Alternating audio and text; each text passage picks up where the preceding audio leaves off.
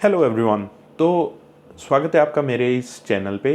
अगर हम बात करें दिल्ली एयरपोर्ट से कोलालमपुर तक का सफ़र, उसमें एक मुझे इमिग्रेशन पे क्या क्या रुकावटें आई, क्या क्या चीज़ें मुझे दिखानी पड़ी।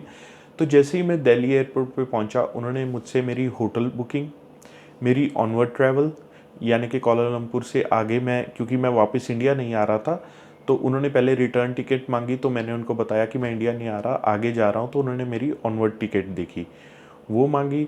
उसके बाद उन्होंने पूछा कि मैं करेंसी कितनी कैरी कर रहा हूँ। तो मेरे पास एक्सिस बैंक का फॉरेक्स कार्ड था। सो मैं वो फॉरेक्स कार्ड जिसमें मेरे 200 यूएस डॉलर थे वो डाले हुए थे। उसी के साथ मेरे पास कुछ डेबिट और क्रेडिट कार्ड थे, वो भी मैंने उनको बता दिए। तो उसके बाद उन्होंने मुझसे मलेशिया का डिजिटल अराइवल कार्ड पूछा, क्या मैंने वो फ़िल किया है। तो मैंने वो फ़िल किया हुआ था। जैसे ही आप अपनी फ़्लाइट टिकट बुक करते हैं मलेशिया के लिए, तो एक अराइवल कार्ड की जो नोटिफिकेशन आपको फ़्लाइट से 4-5 दिन पहले आ जाती है कि आपको वो फ़िल करना पड़ेगा। MDAC है, नहीं तो आप गूगल पे सर्च करेंगे MDAC, तब भी आपको वो लिंक आ जाएगा। मैं कोशिश करूँगा वीडियो के नीचे भी उस लिंक को मैं डाल दूँ डिस्क्रिप्शन में।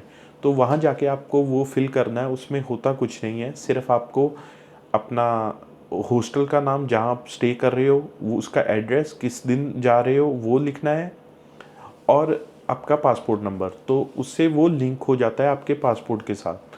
तो मैंने वो फिल कर दिया था। तो दिल्ली एयरपोर्ट पे मुझसे ये चीज़ें मांगी। एयर एशिया की मेरी फ़्लाइट थी, तो एयर एशिया की जो फ़्लाइट है उसमें ये था कि जो बैग था वो 7 केजी ही अलाउड था। तो मेरा तो जो वेट था वो 6.2 केजी था। और एक बैगेज का ना एक साइज़ होता है कि इस साइज़ से बड़ा ना हो। वो साइज़ मेरे को बहुत ज़्यादा टेंशन इस बात की थी कि वो साइज़ तो नहीं मेजर करेंगे, क्योंकि मेरा थोड़ा सा बड़ा आ रहा था उससे। तो वो तो नहीं मेजर किया, लेकिन उन्होंने वेट ज़रूर किया इसको। तो मेरा 6 केजी एंड 200 ग्राम था, तो मैं ओके था। लेकिन बहुत सारे लोगों को प्रॉब्लम आ रही थी, क्योंकि उनका जो साइज़ था, जो वेट था, वो ज़्यादा था। और फिर अगर आपका वेट ज़्यादा हो तो आपको काफ़ी पैसे भरने पड़ सकते हैं। तो इस चीज़ का ख्याल रखिए। अगर आपका वेट 7 केजी से ज़्यादा है तो आप एक और एक्स्ट्रा बैग पहले ही बुक कर लीजिए, वो आपको ज़्यादा सस्ता पड़ेगा। तो बैगेज किया। उसके बाद मेरा जो बोर्डिंग पास था वो मैंने पहले ही ई बोर्डिंग पास ले लिया था, लेकिन उस पर डॉक्यूमेंटेशन वेरिफिकेशन रिक्वायर्ड था।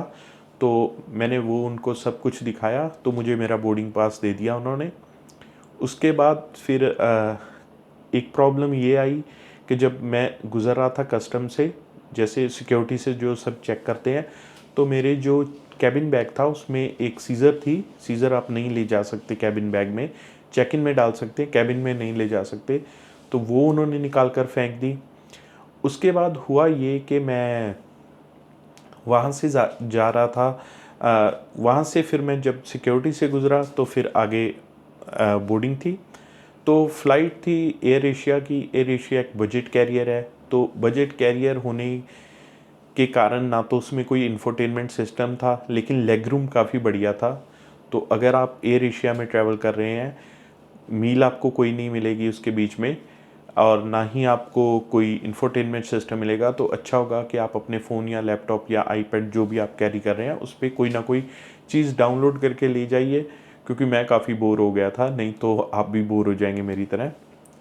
तो उसके बाद जब मैं पहुंचा यहाँ पे कोलालमपुर पे, तो कोलालमपुर के जो एयरपोर्ट था वहाँ पे आपसे ज़्यादा कुछ नहीं पूछते। सिर्फ़ एक प्रॉब्लम आती है कि हम जो इंडिया, पाकिस्तान, बांग्लादेश से आ रहे हैं, श्रीलंका से आ रहे हैं, उनकी लाइन बहुत लंबी है, तो बहुत ज़्यादा वेट करना पड़ता है।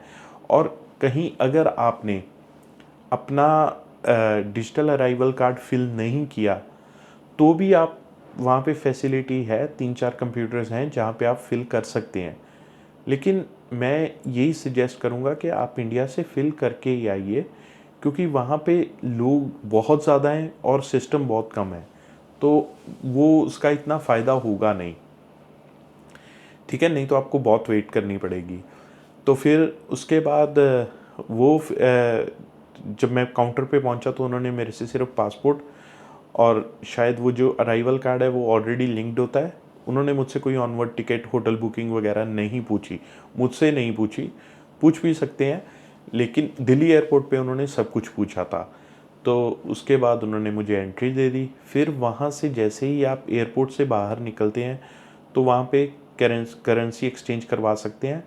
आप वहाँ से एटलीस्ट $100 चेंज करवा लीजिए, क्योंकि जो आगे हमें मेट्रो लेनी है उसकी जो एक 25-26 US डॉलर के वो 100 रिंगिट देते हैं। तो आप अगर 50 रिंगिट भी दे देंगे वुड बी ओके, लेकिन सॉरी $50 भी चेंज करवा लेंगे तो ओके होगा, लेकिन मेरे अकॉर्डिंग 100 करवा लीजिए, 100 US डॉलर। तो उससे वहाँ से चेंज करवा के आगे जब हम आते हैं, क्योंकि वो जब भी आप एग्ज़िट करते हो तो वो एक मॉल की तरह जगह है जो खुलती है, तो वहीं पे वो करेंसी एक्सचेंज वाले हैं, उनसे आप करेंसी एक्सचेंज करवा लो। उसके बाद आपका जो वो है फ़ोन का है, तो फ़ोन का मुझे कोई डिजिटॉक करके था, तो उनका था कि 25 रिंगिट्स में 10 गिग्स ऑफ इंटरनेट और 7 दिन की वैलिडिटी वो मुझे मिली। वो बहुत इम्पॉर्टेंट है। कोई भी चाहे कोई भी आप रिचार्ज करवा लीजिए, लेकिन करवा लीजिए, क्योंकि फ़ोन के बिना जीपीएस के बिना काफ़ी मुश्किल हो जाती है। तो मैंने वो करवा लिया। उसके बाद जैसे ही आप बाहर निकलते हैं, आपको एग्ज़िट प्रॉपर एयरपोर्ट से एग्ज़िट नहीं होगा, वो मॉल की तरह है, उससे एग्ज़िट नहीं करना, लेकिन वहीं पे आप देखेंगे तो केएल सेंट्रल, केएल एक्सप्रेस, उसका एक काउंटर होगा। आप जाएंगे तो बोर्ड लगा होगा, नहीं तो किसी से पूछ लीजिएगा केएल एक्सप्रेस। तो लेवल 2 के ऊपर है केएल एक्सप्रेस। तो केएल एक्सप्रेस में वहीं पे कियोस्क लगे होंगे, वहाँ से आप अपनी टिकट ले सकते हैं। 55 रिंगिट्स की टिकट मिलती है एयरपोर्ट से KL central, Kuala Lumpur central station तक की। और अगर आप लेंगे टैक्सी तो आपको पड़ जाएगी 65 रिंगिट की। दूसरी बात, जो मेट्रो है वो जल्दी पहुंचा देती है, 30-40 मिनट में। जो गाड़ी है वो टाइम लेगी, बस अपना अपना है। मैंने मेट्रो प्रेफर किया, तो वहाँ से आप 55 रिंगिट की आप लेंगे तो केएल एक्सप्रेस, तो वहाँ से आप वो वन टाइम फ़ी है, एक ही टिकट मिलेगी। आप मेट्रो पे जाइए और जाके फिर आप केएल सेंट्रल स्टेशन पे उतर जाते हैं। तो जब आप केएल सेंट्रल स्टेशन पे उतरेंगे, वहाँ से एग्ज़िट करके आगे मोनोरेल होगी।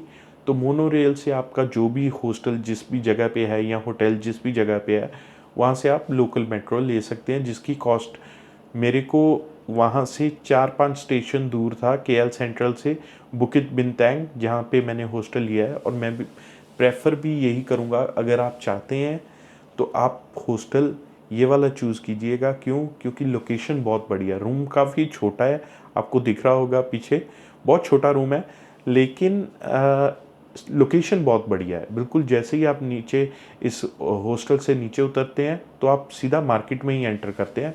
तो अगर आपको कहीं भी जाना है, खाने पीने की जगह, वो सब साथ में है। तो फर्स्ट डे के लिए या जो पहली बार आ रहे हैं, तो उनको तो मैं यही बोलूँगा कि आप यहीं पे लीजिएगा। एसएस ग्रे करके हॉस्टल का नाम है, कोई प्रमोशन नहीं है, लेकिन मुझे अच्छा लगा इसीलिए मैं आपको बता रहा हूँ। तो वहाँ से मेरे लगे 2.5 रिंगिट केएल सेंट्रल से बुकित बिनतैंग आने में, और 4-5 मिनट की वॉक थी वहाँ से मैं पहुँच गया अपने हॉस्टल। तो अगर आपको मेरी वीडियो अच्छी लगे, इन्फॉर्मेशन अच्छी लगे, तो प्लीज़ वीडियो को शेयर कीजिएगा, लाइक कीजिएगा, चैनल को सब्सक्राइब कीजिएगा, जुड़े रहे हमारे साथ। Thank you very much.